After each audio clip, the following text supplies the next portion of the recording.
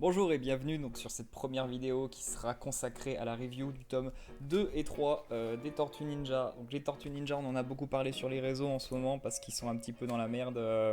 Les Tortues Ninja, ça se vend pas assez bien pour ce que c'est.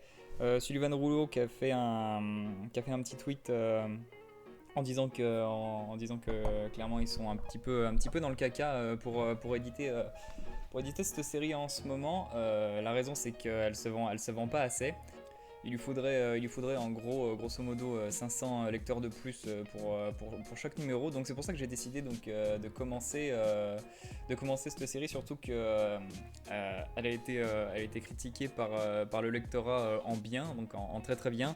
Je regardais les Tortues Ninja quand j'étais petit à la télé, le dessin animé, je sais plus de quelle année c'était, mais c'était très sympa, donc j'ai quand même quelques bases. On va parler vite fait un petit peu de la situation au niveau de l'éditeur des tortues parce que c'est un petit peu le bordel. Donc pour s'y retrouver, soit faut s'y connaître, soit faut connaître quelqu'un qui connaît. Donc les Tortues Ninja, ça a commencé à arriver en France avec les éditions Soleil qui ont publié 4 premiers tomes et ensuite ils ont perdu la licence et c'est iComics qui a repris ça. iComics qui a repris la licence et qui a publié directement la suite. Et au lieu d'appeler ça tome 5, ils ont appelé ça tome 1. Donc en fait, le tome 1 de chez iComics équivaut au tome 5 des éditions Soleil. Donc c'est un petit peu le bazar. Pourquoi j'ai commencé au tome 2 et 3 plutôt que de commencer au tome 1? Donc parce que le tome 1 il est là, hein. Et là je vous le montre, hop, il est arrivé il n'y a pas longtemps, il est arrivé aujourd'hui d'ailleurs. Pourquoi commencer par le tome 2 plutôt que par le tome 1? Déjà parce que j'ai écouté un petit peu les conseils qu'on m'a donnés. Donc le tome 1 apparemment c'est pas terrible. Ça commence à être sympa à partir vraiment du tome 2. Et le tome 1 surtout c'est un filler donc qui est pas forcément nécessaire à l'histoire. Même si j'ai entendu dire que dans le tome 1 on retrouvait des éléments qui seraient utilisés par la suite. Donc c'est surtout pour ça que je l'ai acheté. Pas vraiment pour son histoire, mais voilà. Et alors on attaque le tome 2, et alors là, surprise tome 2. Alors oui, c'est écrit par Kevin Eastman et c'est dessiné par Tom Waltz ou Waltz. Donc oui, ce que je disais, première surprise quand on arrive dans le tome 2, bah c'est moche en fait, voilà. Je montre un petit peu, c'est pas terrible.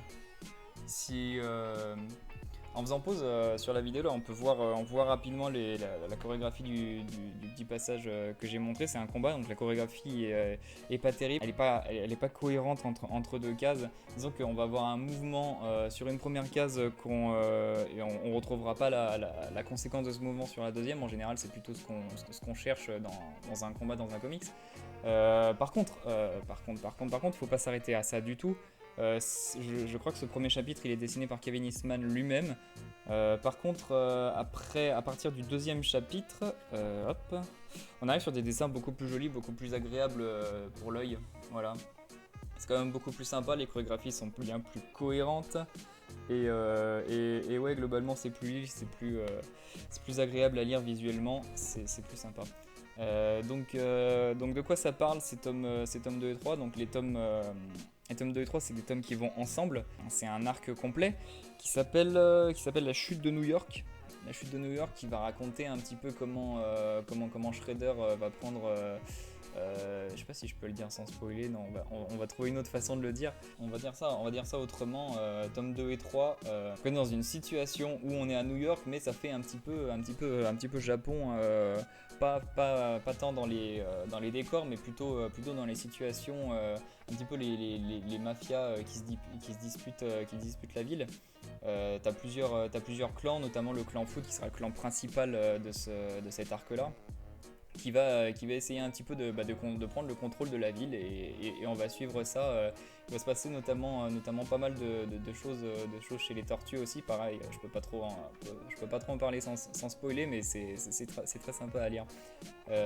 Voilà, donc moi, pour moi, ce qui ressort de ce comic, c'est que y a des personnages qui sont très intéressants. Les tortues sont très intéressantes, elles ont chacun leur identité qui sont propres, hein. Je prends par exemple Raffaello qui c'est un peu le gars sombre qui s'énerve facilement, qui fonce tête baissée, contrairement à Donatello, que c'est un petit peu le gars intelligent du groupe qui réfléchit. T'as Leonardo qui est le leader du groupe. Enfin voilà quoi. Et puis il n'y a pas que les tortues qui sont intéressantes. Tous les personnages sont vraiment très cool. Je pense notamment à Shredder qui est vraiment très très cool. Il est badass. Il a tout ce qu'il faut du bon méchant. Shredder est très intéressant à suivre. Il a une psychologie particulière. Il est assez manipulateur. Il a un vrai charisme qui fait que quand il parle, tout le monde la ferme en fait.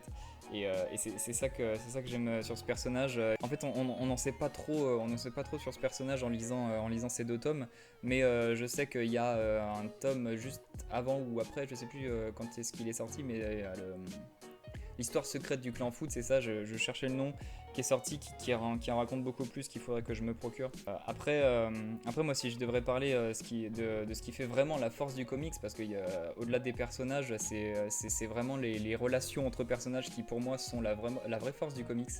Il y a des relations qui sont vachement poussées, qui sont très profondes, au-delà de ce qu'on peut lire. Il y a un petit peu une deuxième lecture sur les relations. C'est pas explicite, mais ça se ressent en fait dans la lecture, surtout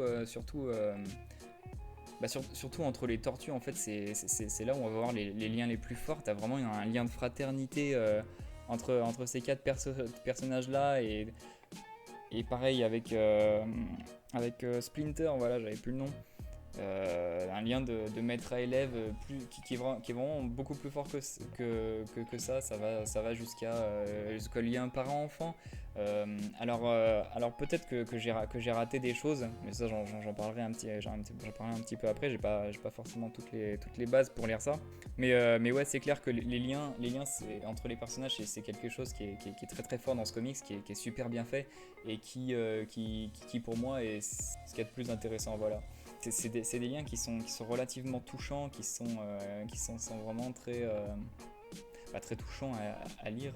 Les tortues entre elles sont très solidaires, sont très liées. C'est quelque chose de très viscéral. Voilà, ça te prend, et puis ça t'attendrit tout de suite. Tu te prends vraiment, tu y crois à leur relation, quoi. C'est quelque chose de très fort. Et il n'y a pas forcément que les tortues, je parle de ça, mais il y a quand même pas mal de personnages dans ce comics. Allez, je prends un autre exemple, la relation entre Schneider et Karai, qui on ne sait pas encore trop quoi en penser, mais pareil, c'est quelque chose de super intéressant à développer. Dernière petite chose que je voulais dire là-dessus, c'est que, ouais, j'en parlais tout à l'heure, c'est que en lisant les tomes 2 et 3 sans avoir rien lu avant, en fait, on a l'impression d'être passé à côté de quelque chose. Parce que c'est pas pour rien que c'est quand même le tome 2. Il s'est passé des choses avant, notamment dans le tome 0 ou dans l'histoire secrète du clan Foot, et il y a des moments par exemple où tu as un personnage, j'en dirai pas plus, mais il pète un câble complètement, et tu comprends absolument pas pourquoi. Tu as l'impression que ça sort de nulle part, alors que je pense que c'est juste écrit dans le tome 0 ou dans l'histoire du clan Foot. Donc c'est un peu dommage de passer à côté de ces choses-là, mais en dehors de ça, c'est vraiment un art qui se lit du début à la fin sans problème, sans avoir quelconque base, parce que je pense qu'il faut connaître peut-être un petit peu les personnages, juste savoir que c'est des tortues qui sont mutantes. En vrai, j'en connais pas plus que ça. Je sais qu'elles ont été recueillies par Shredder, qui les considère, pas par Shredder, par Splinter, qui les considère comme ses enfants. Et t'as un méchant qui est Shredder. Et je pense que y a pas besoin de plus que ça comme base pour commencer les tortues. Donc actuellement, c'est publié chez iComics, et il y a 11 tomes. Plus le tome 0 qui est actuellement indisponible en ce moment, c'est la grosse galère pour le trouver. Il y a l'histoire secrète du clan Foot, et c'est tout. Je recommande clairement les tortues. J'ai passé un très très bon moment, et je vais vraiment prendre la suite sans hésitation. D'ailleurs, j'ai déjà acheté le tome 4 qui est là, et je pense que je vais m'y mettre juste après cette vidéo. Donc voilà, pas de problème avec les tortues, je recommande sans hésitation. Voilà, ce sera tout pour moi. Je vous fais des gros bisous, bye.